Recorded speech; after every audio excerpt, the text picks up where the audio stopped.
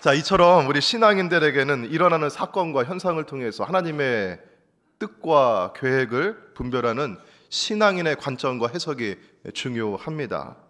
출애굽한 이스라엘 백성들에게도 하나님 백성다운 관점, 눈이 열려야 했습니다.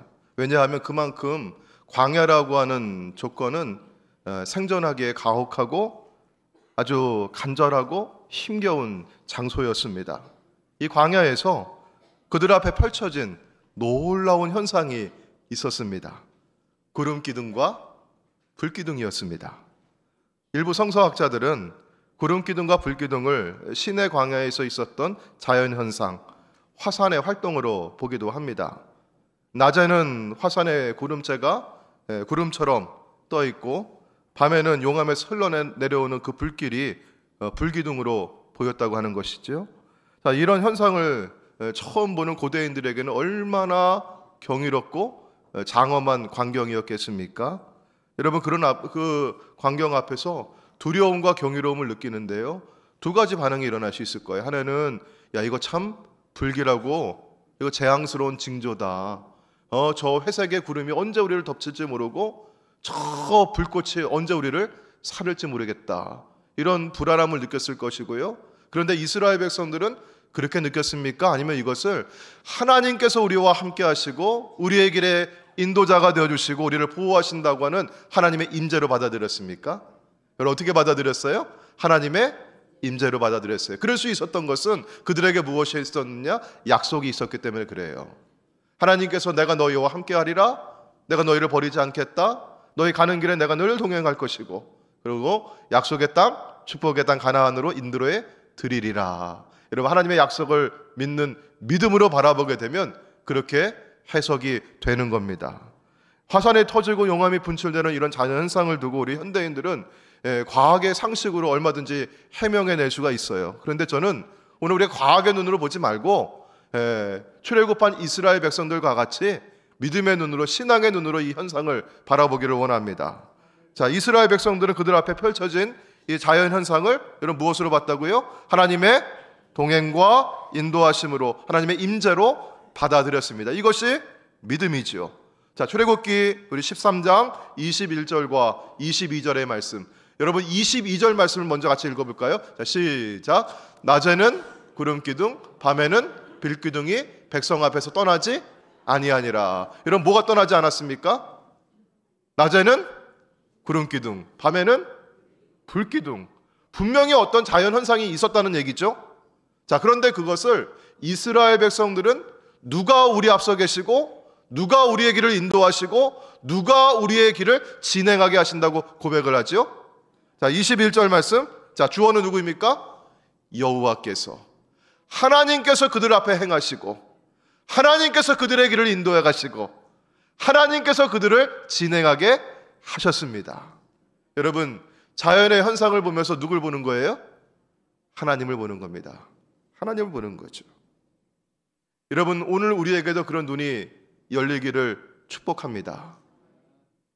매일 그냥 지나가는 일상, 그냥 오늘도 하루가 시작됐고 하루가 마치는구나, 이런 모습이 아니라 아침에 떠오르는 태양을 바라보면서 저녁에 지는 노을을 바라보면서 그리고 그 사이에 떠오르는 달과 별들을 보면서 하나님께서 오늘도 우리에게 생명 주시는구나, 오늘 나라를 살아갈 수 있는 힘을 주시는구나, 하나님의 임재와 경이로움을, 감동을 느끼시길 바랍니다.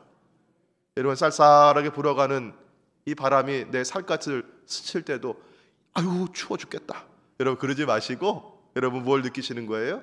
하나님의 사랑의 속삭임을 느끼시는 거예요. 야, 좋지? 시원하지? 내가 너와 함께하고 있다. 여러분, 이렇게 우리의 모든 우리의 삶의 일상 가운데 하나님의 임재를 누리시기를 축복합니다. 자, 그러면 구름 기둥과 불 기둥은 언제부터 이스라엘 백성들 앞에서 나타났을까요? 아까 읽었던 말씀의 바로 앞절에 보시면은 출애굽기 13장 20절입니다. 자, 그들이 어디를 떠났어요? 숫곳을 떠나고 어디에? 광야 끝 에담에 장막을 쳤다. 여러분, 출애굽의 여정을 간략하게 지도 위에 표시해 보면 이렇게 보입니다. 한번 볼까요? 자, 여러분, 동그라미 쳐놨죠? 거기에 숫곳이 있고 에담이 있는데 홍해를 건너기 전입니까? 후입니까? 홍해를 건너기 전에 있는 거예요. 그렇죠? 그러니까 여러분 고센에서 출발해 가지고 홍해를 건너기 이전이니까 여러분 언제부터예요? 출애굽하고 나서 처음부터, 아니면 중간에서, 아니면 끝에서? 언제입니까? 처음부터. 그럼 하나님은 언제부터 함께 하셨다는 얘기예요? 처음부터 함께 하셨다는 말씀이에요. 물론 그들 앞에 있는 구름 기둥과 불 기둥을 두고서도 때때로는 마실 물이 없다고 원망하기도 하고 먹을 거리가 없다고 불평하기도 했어요. 그러나 거기 그 실패의 자리에서 다시 또 뭘 보는 거예요? 구름 기둥 보고 불 기둥 보면서, 아, 하나님 여기 계시지. 하나님 우리와 함께하고 계시지. 하나님 우리를 돌보아 주시지. 이렇게 마음에 생각하면서 다시 그 거칠고 메마른 광야로 나아갈 힘을 얻었던 것입니다. 자, 하나님께서는 출애굽 백성들과 함께 하시고 그들을 먹이시겠다고 하는 또 다른 증거가 뭐냐면 만나와 메추라기였어요.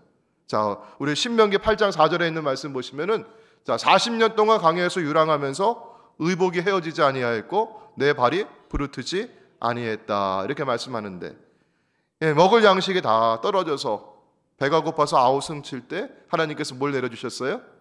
만나를 내려주셨어요. 만나는 뜻이 뭐냐면, 이게 뭐지? 이전에 경험해보지 못했던 거예요. 광야에 와서 뭔가 새로운 걸 발견하고 새로운 걸 얻게 되었다는 얘기입니다. 제가 4살에 충청도에서 인천으로 이사를 왔어요. 아버님 직장 관계로. 근데 여기 뭐 저희 또래분들도 계시는데, 저희 세대가 사실은 우리 부모님 세대들이 고생 많이 하셔가지고 이렇게 경제 성장을 일구어낸 그 혜택을 입고 자란 세대이긴 하지만, 우리 어렸을 때만 해도 먹을 거 흔치 않았다고요. 그때만 해도.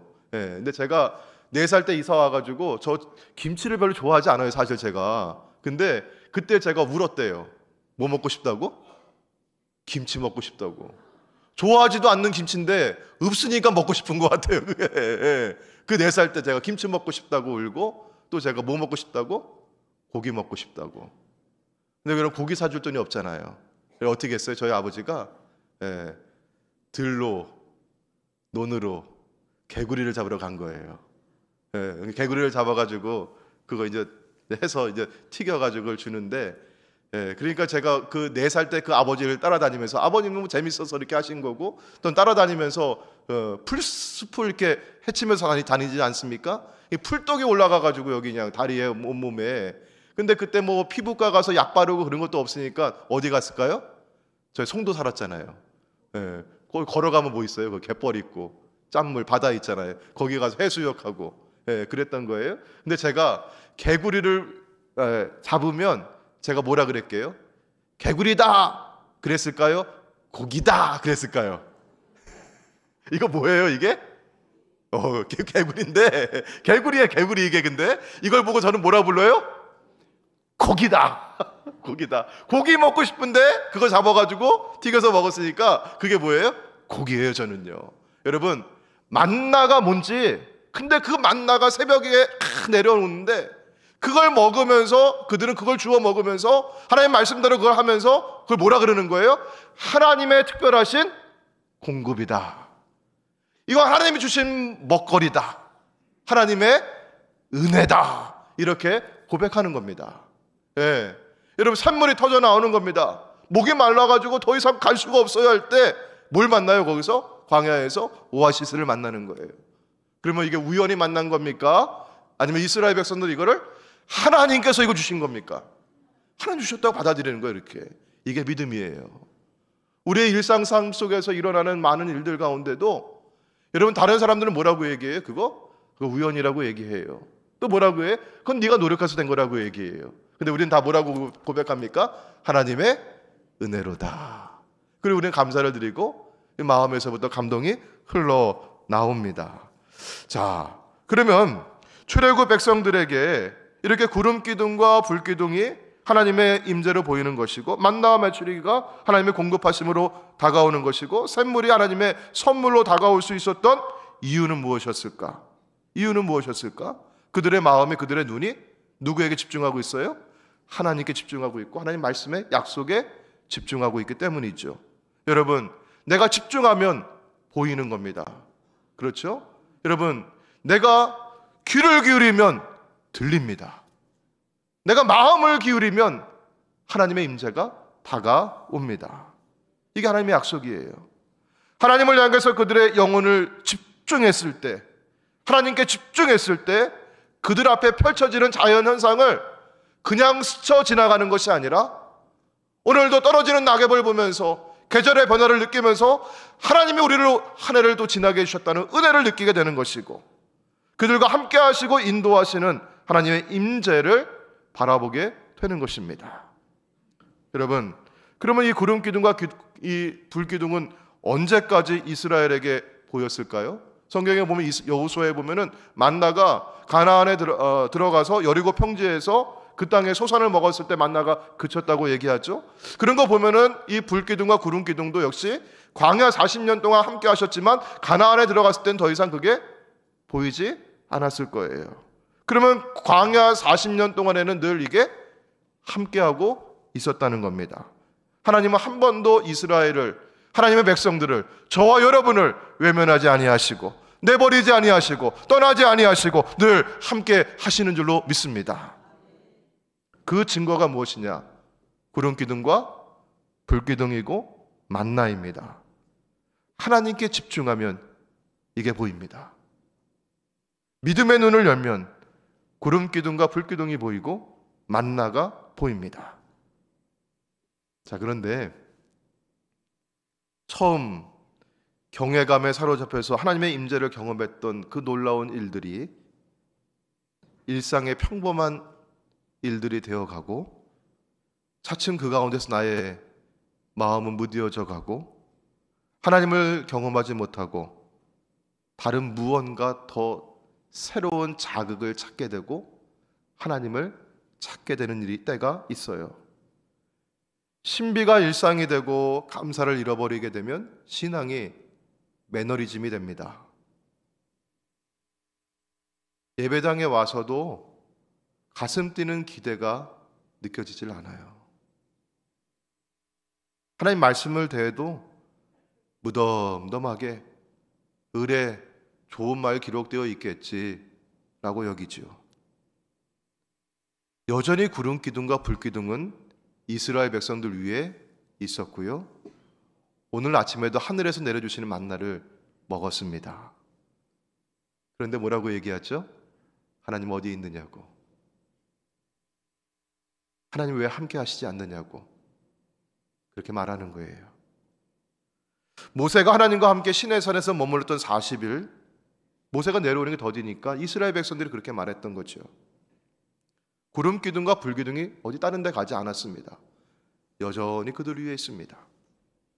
오늘 낮에도 구름기둥으로 가려주셨고 오늘 밤에도 불기둥으로 따스하게 보호해 주셨습니다. 오늘 아침에도 만나를 주어서 먹었습니다.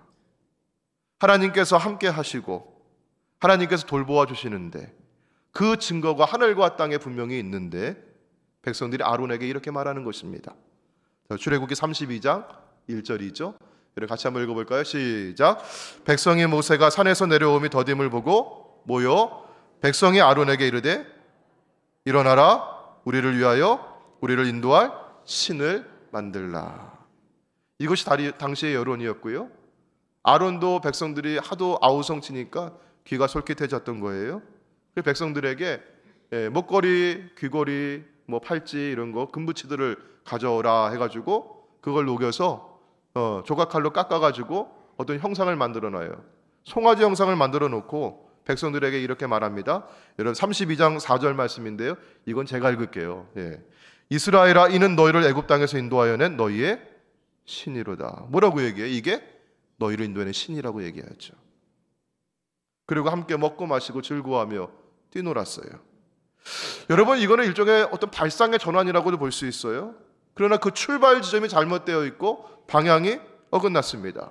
성경의 하나님은, 이스라엘의 하나님은, 오늘 우리가 믿는 하나님은 스스로 계신 하나님이시고 처음과 끝이 없으신 하나님이시고 모든 만물을 창조하신 창조주, 전능주 하나님이신 줄로 믿습니다. 성경에서 하나님을 계시하시는 모든, 여러분 성경의 모든 구절들은 다 출발이 여러분, 사람일까요? 하나님일까요? 하나님이에요. 하나님이 태초의 천지를 창조하시니라예요, 여러분. 모든 구절은 하나님으로부터 출발하고 하나님께서 자신을 드러내 보여주십니다. 그래야만 우리가 하나님을 알 수가 있어요. 하나님께서 보여주시는 그만큼 우리가 하나님을 경험할 수 있습니다. 근데 여기 광야의 이스라엘 백성들은 이런 출발이 누구예요? 보니까 누구를 위해서? 우리를 위해서. 누구를 인도할? 우리를 인도할. 시작이 누굽니까? 우리예요. 우리가 만들자는 거예요. 출발 지점이 하나님이 아니라 인간 자신입니다. 인간을 위해서 인간이 신을 만듭니다. 그리고 이것이 너희의 신이라고 금송아지 형상을 두고 말합니다. 하나님은 이에 크게 진노하셨어요. 내 백성이 부패하였구나.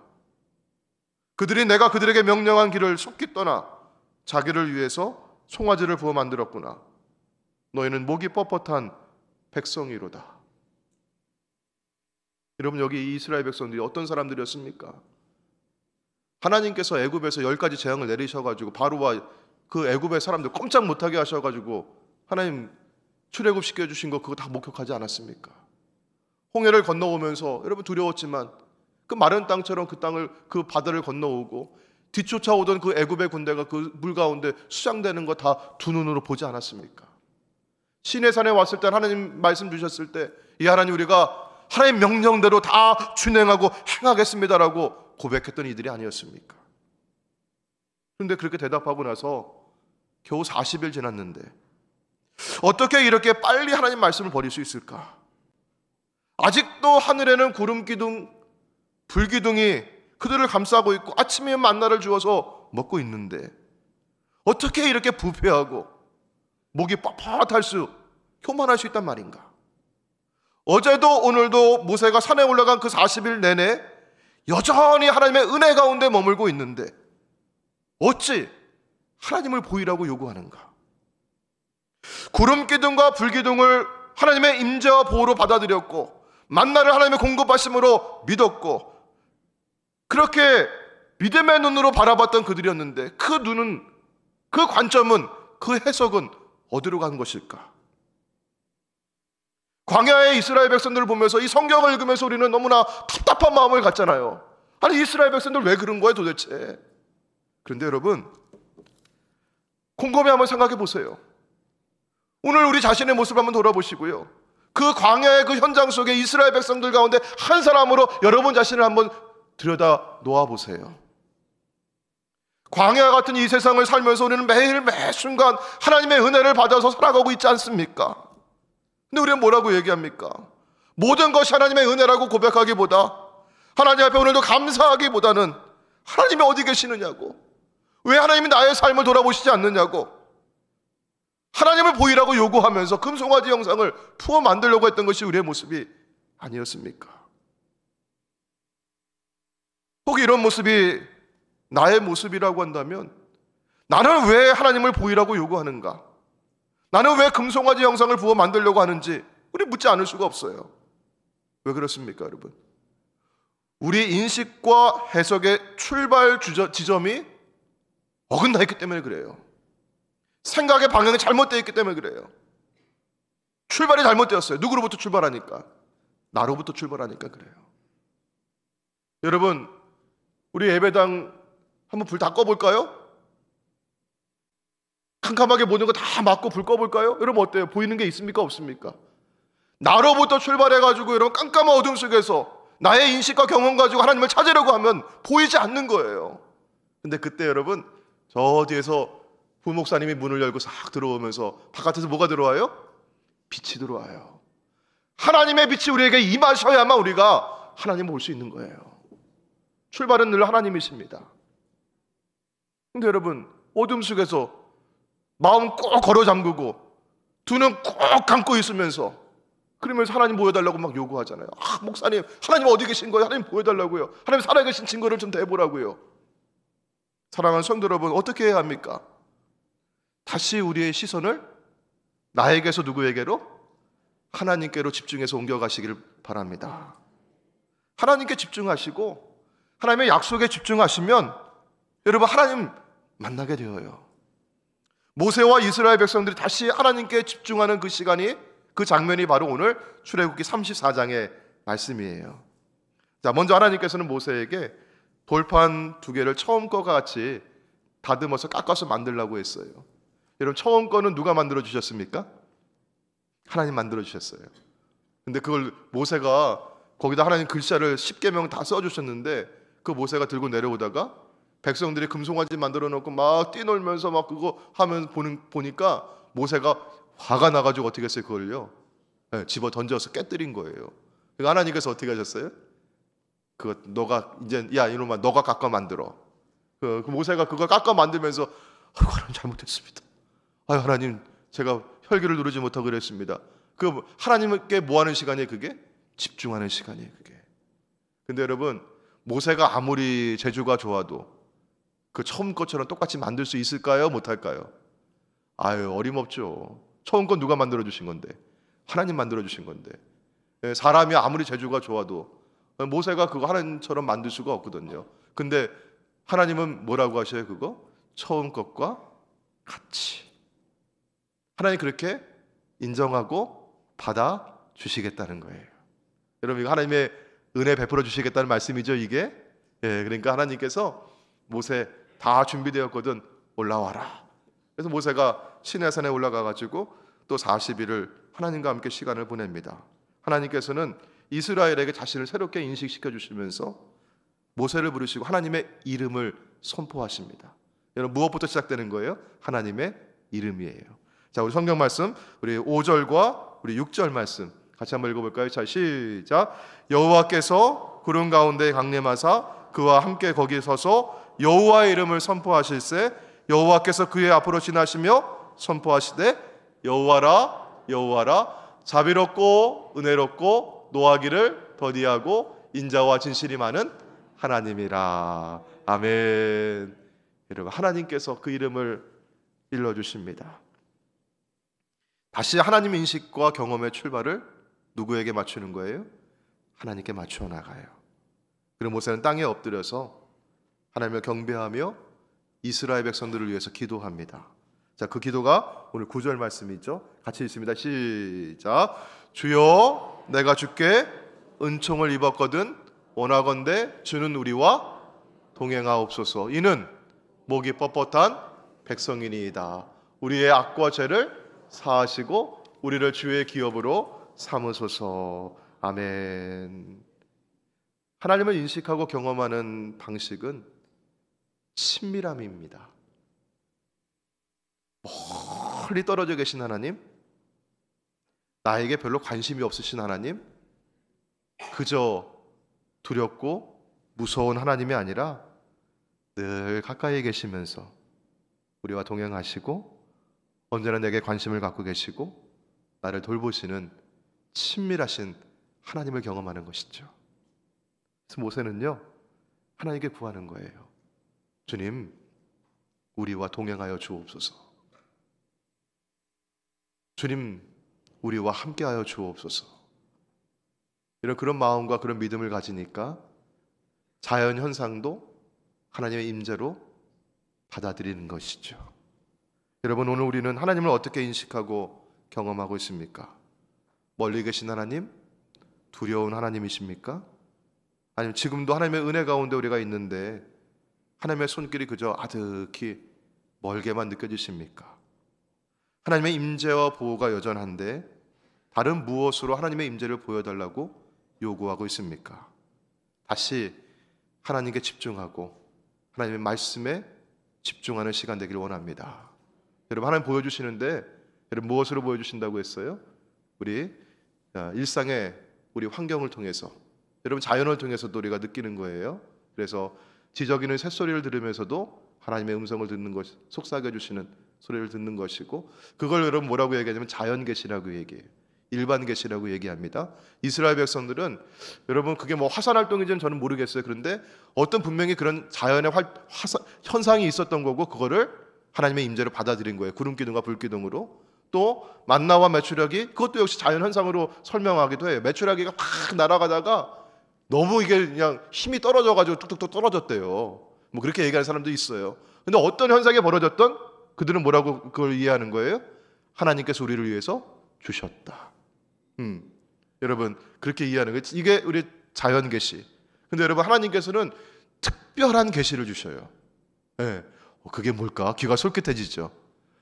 야 구름 기둥보다 더 많나보다 더 뭔가 특별하고 신비한 게 있나보다. 이런 특별 계시가 뭐냐면요, 하나님의 말씀이에요. 하나님의 말씀. 뭐 요상한 거 보이고 들리는 거 아니라 하나님의 말씀입니다. 그래서 여러분 오늘 읽지는 않았지만 34장 우리 10절 이하에 있는 말씀 보시면 하나님께서 모세가 준비해간 깎아간 그 돌판에다가 하나님 뭘 새겨주십니까? 십계명, 하나님의 말씀, 언약, 이걸 새겨주시는 거예요. 그런데 여러분 지금 우리는 십계명에 새기고 돌판에 새기고 있어요? 우리는 어디에 새기고 있습니까? 그렇죠? 우리 성경 말씀 봅니다. 이사야 59장 21절입니다. 우리 같이 한번 읽습니다. 시작. 여호와께서 또 이르시되 내가 그들과 세운 나의 언약이 이러하니 곧 내 위에 있는 나의 영과 내 입에 둔 나의 말이 언제부터? 이제부터 언제까지? 영원하도록 어디에? 내 입에서와 내 후손의 입에서와 내 후손의 후손의 입에서 떠나지 아니하리라. 아멘. 하나님께서 언약의 말씀을 어디에? 우리 마음과 입술 가운데 주십니다.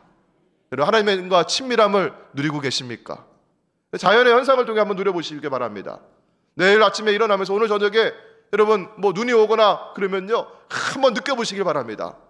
또 하나 여러분 뭐예요? 우리 하나님의 말씀을 마음에 새기시고 입술에 담으시길 바랍니다. 다음 주일부터 이제 대강절이 시작이 됩니다. 우리 왕으로 오신 예수님을 기다리는 절기예요.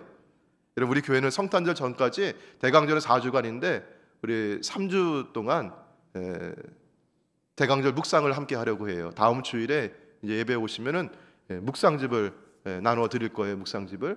그러면 그 묵상집을 월요일부터 토요일까지 이제 날짜별로 같이 성경을 읽고 말씀을 묵상하고 기도하도록 하겠습니다. 그런데 이거를 가족들과 함께 하도록 하겠습니다.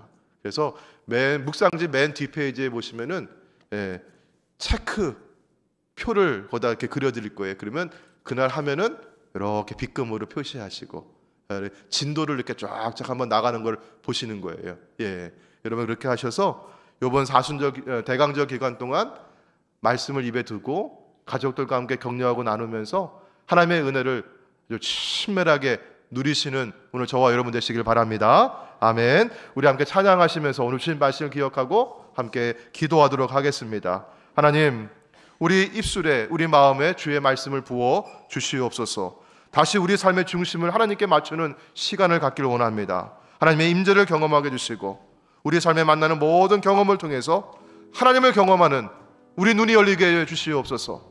하나님의 말씀을 우리 입술 가운데 두게 하여 주옵소서. 우리 임재 함께 찬양하시고 기도하겠습니다.